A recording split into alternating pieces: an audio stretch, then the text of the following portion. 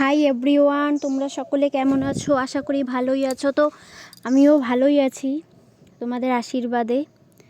আর সকাল সকাল দেখো, আমাদের কিন্তু সকালবেলায় রান্না করতে হয়, তার জন্য আমি চলে গেছি বাড়ির সমস্ত কাজকর্ম, বাসি কাজকর্ম করে সকালবেলা রান্না করতে চলে গেছিলাম। তারপর গিয়ে দেখি সিম বীজে কালকে রেখেছিলাম, তো সেটাই রান্না করতে বসে বললাম।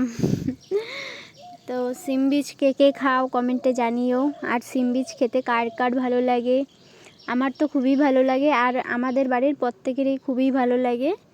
আর তোমরা হয়তো খাও না সেরকম, কিন্তু আমাদের এখানে এখান থেকেই এখন খুব প্রচুর পরিমাণে হচ্ছে, তাই আমরাও খাচ্ছি।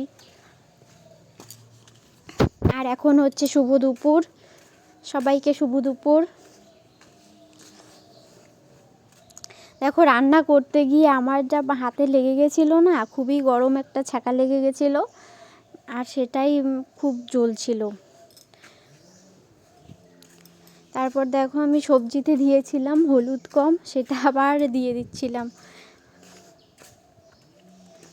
তোমরা কিভাবে খাও সিম বীজ? আমরা তো রসুন, তারপর 5 ফোড়ন আর শুকনো লঙ্কা আর হচ্ছে জিরে, একটু জিরে বেটে তারপর দিই।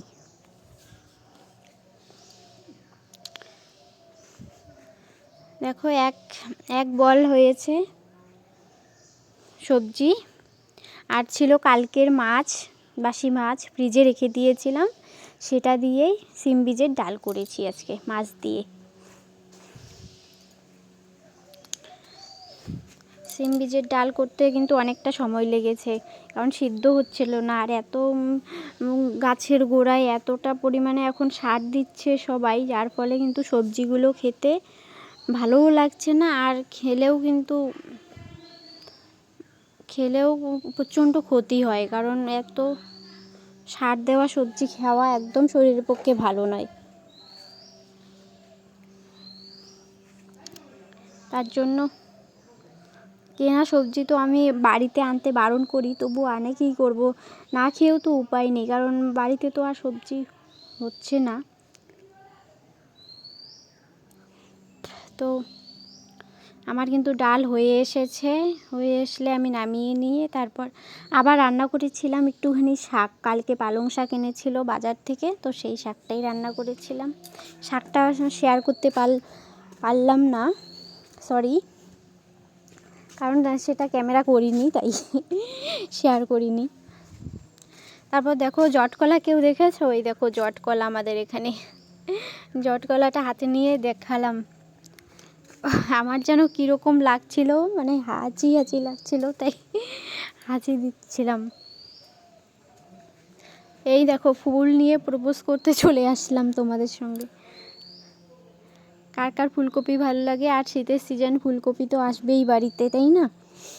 কারণ শীতের সিজন বলে ফুলকপি খেতেই হবে। ফুলকপি ছাড়া এখন এক সপ্তাহও চলবে না এরকম। আর কয়েকদিন থেকে তো সুতির শাড়ি পরাও হচ্ছে না ঠিক সেইভাবে, শুধু নাইটিই পরে থাকি আমি বেশিরভাগ সময়, শাড়ি তো পরাই হয় না।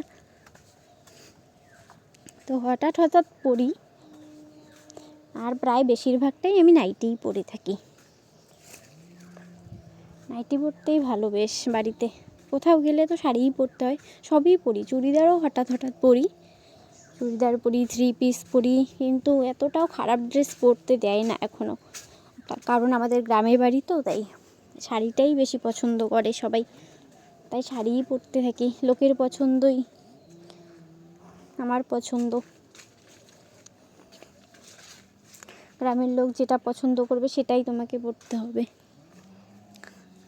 তারপর দেখো, পাশের বাড়ির থেকে দিয়ে গেছিলো সিম, সেই সিমের বীজ খুলছিলাম। তারপর